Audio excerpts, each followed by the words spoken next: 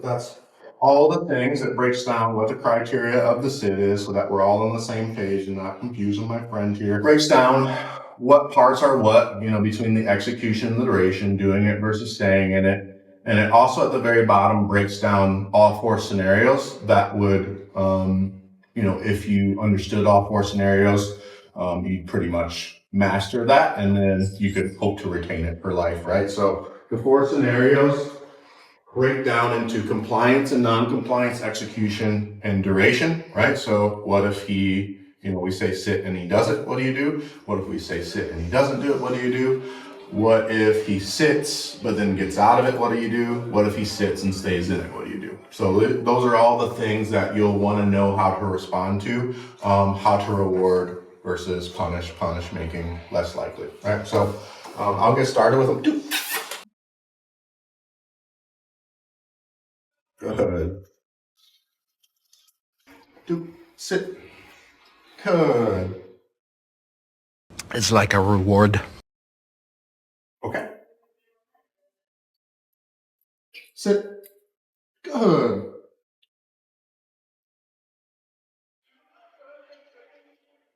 Okay. Sit. Good. Now, if he lays down in this position, remember the criteria is just that the butt goes to the floor and stays there until we release him. If he chooses to lay down, no problem there. So first and foremost, as far as before we move on to the duration, like hypothetically, I always tell people, don't wait for the dog to make a mistake in order to internalize what you would do in that moment, right? So let's run through like the hypothetical. If we're using that single tap correction method, you got to know when and how hypothetically if he doesn't do it. So non-compliant. So if we took a couple steps, we set SIT and he didn't do it, when and how would you correct him? So when would you correct him if he didn't do it initially?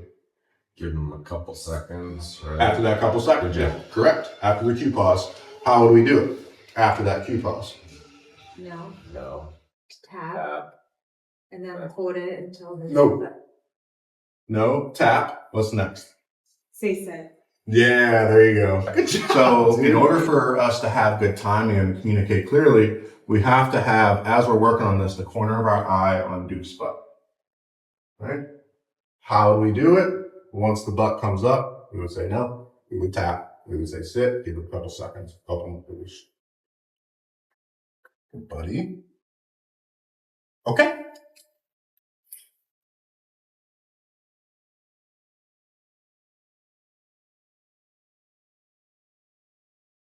Move on. Sit. Good.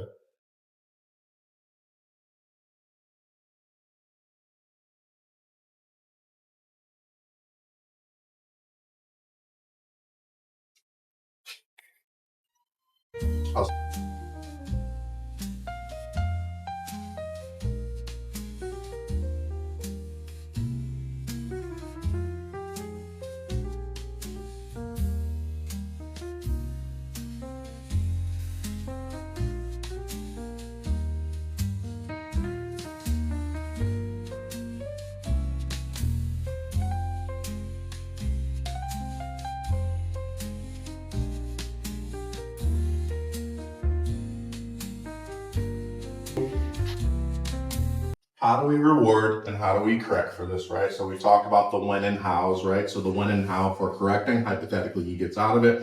When would we correct? The moment the butt committedly leaves the ground, right? How do we do it? We say no, we tap. We say sit, 1, 1,000, 2, 1,000, help him with the leash. Now the only asterisk, the only thing, he's really working hard on this duration. So you can see, I see him just shaking a tiny bit right here because he's in a semi-new environment, and to just sit still in this position is challenging for him. So you can kind of see through the tiny bit of shaking that this is very challenging for him. His body and his mind is saying, dude, move, but also his mind is saying, no, don't move. We got to work on this. Good. How do we get better? We practice and we get treats. So butt comes off the ground, we say no, tap. Sit, 1, 1,000, 2, 1,000, help with leash. The only thing that's different about this one versus like the bed or the walking is that he has to go back. So let's say we say no and tap and he runs over to Nick. The reason he got up out of the sit was to get closer to Nick. Now, if I give him Good job. If I give him a sit right next to Nick, is the reason that he got up, was he successful? Right? So he took the correction to get to Nick, and then I had him sit next to Nick. Was he successful in the reason that he got Successful. If I sit him next to Right. him? Right. Right. So what will happen, and this is why invisible fences like inevitably stop working for dogs, is because they don't eliminate the success. They take the shock on the neck and they get free roam of the whole entire neighborhood. So for invisible fences to work properly, they would need to not only stim the dog, they would also have to lasso him back in, right, and eliminate the success. So the asterisk on this one and how it's different from everything else is that if you do end up having to correct him, he has to go back to where he originally was sitting at. Okay. Good. And again, even though he's laying down, he's still completing the sit because his butt's on the ground committedly. Now, similar to the bed command, I'm gonna do a real slow release, right? We don't wanna walk up and go all in motion and say, okay, right? Because we wanna clarify what the release actually is. So I'm gonna very slowly grab this leash. I'm gonna line up and time out. I'm asking myself, is he committed? He is. Okay. So I'll release him. Good boy. That was tough. That was tough. Come on. Sit. Good. You're eating all my treats. I'm running out. And as I walk away, same thing with that bed. Remember how we keep the corner of our eye on him? Same thing with this corner of the eye is on the butt. No. Now he's got to go back to where he was. So step 1 and 2, say no and tap. Step 3, before we give him that SIT, he's got to go back to where he was. Sit.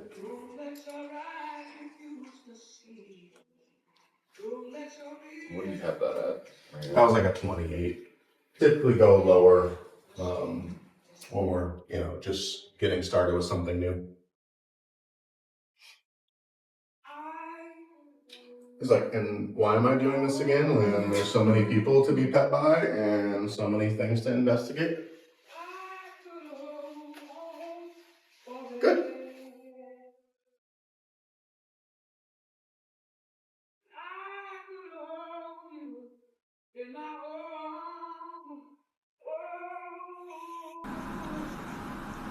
Are you serious right now, bro? Good.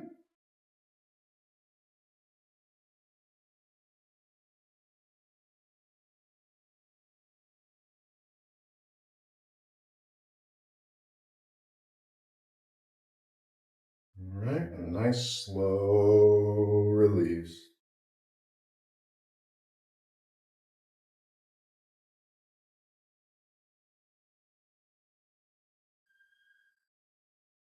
See him thinking. You want to let those thoughts go through his head. Make sure he makes the right decision. Good buddy. Okay. Yeah, buddy. So with the 10 minutes, it's stay duration, like how long? Good question. Yeah, so typically, keep in mind that the longer he has to stay and the further away you move from him, the tougher it is. So what I would do is if I had 10 minutes, I would want to gradually increase both of those things, distance and duration. So I would want to start by maybe having him stay for 15 to 30 seconds, not getting too far away from him, right?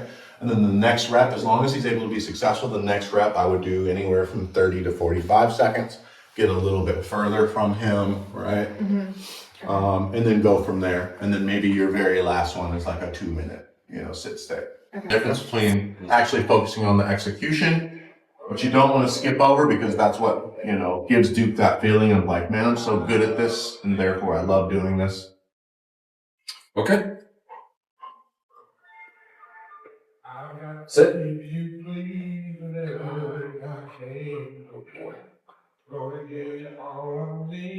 Okay.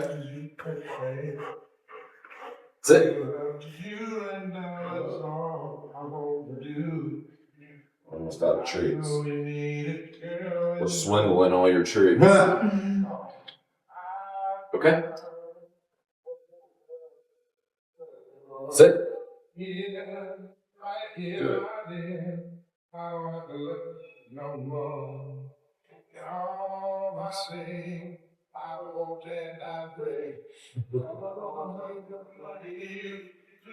Okay. Sit.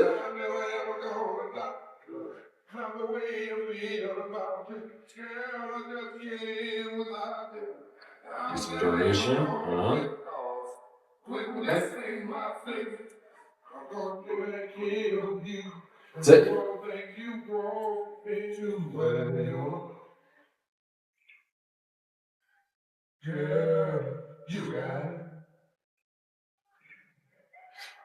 And you can just walk away. Yeah. For sure. It's fine, like I covered. A few moments later. Much later. Like kind of deal. Except in reverse. He's got like blonde hair with a little bit of brown Yeah. highlights, and you got brown hair with blonde highlights. Okay.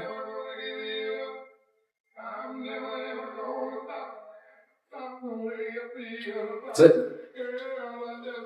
All right, so good situation, right? He's doing really, really good. But again, as I always say, don't wait for the dog to make a mistake to internalize how you would address it if he did, right? So let's look at when and how. When, if he got up, when would we correct him?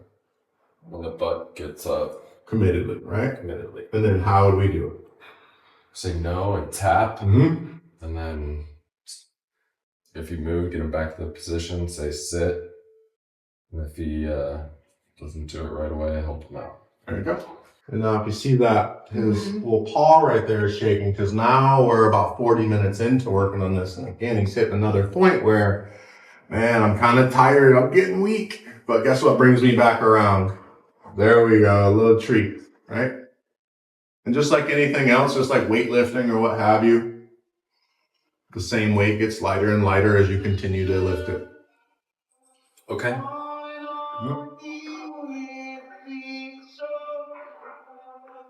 You should bring him back in, Nick, and put him in the same spot. I think he's ready for a Mr. Chuckles bomb. Sit.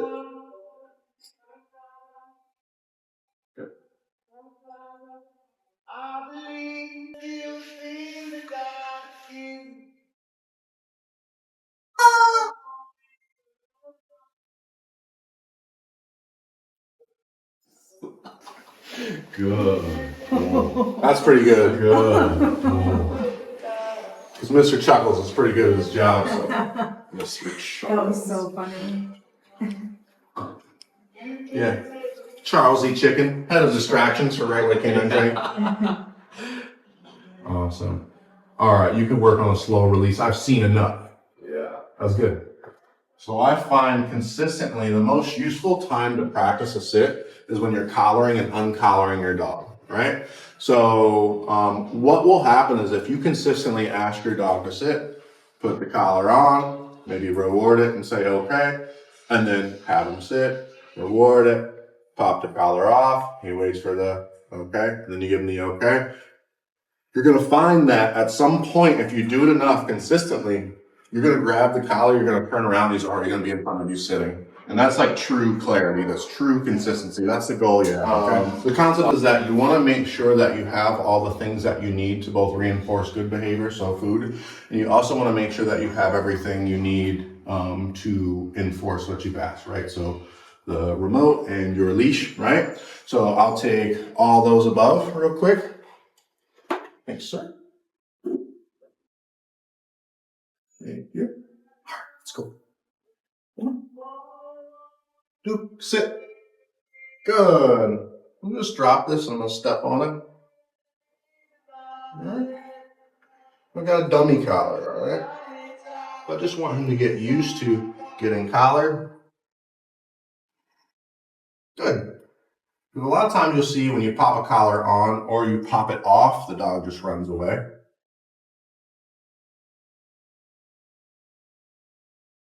Good. And the reason you want to practice this with the dummy collar right now during this like formative stage is that if you're like practicing it with your e-collar, you're not going to be able to correct if it doesn't happen. If you're practicing it with the leash off, you're not going to be able to get a hold of him if he runs away, kind of deal.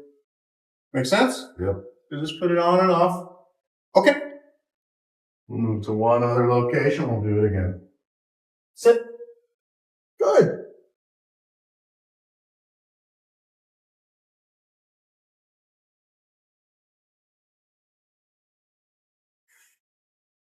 Good. Duke, okay.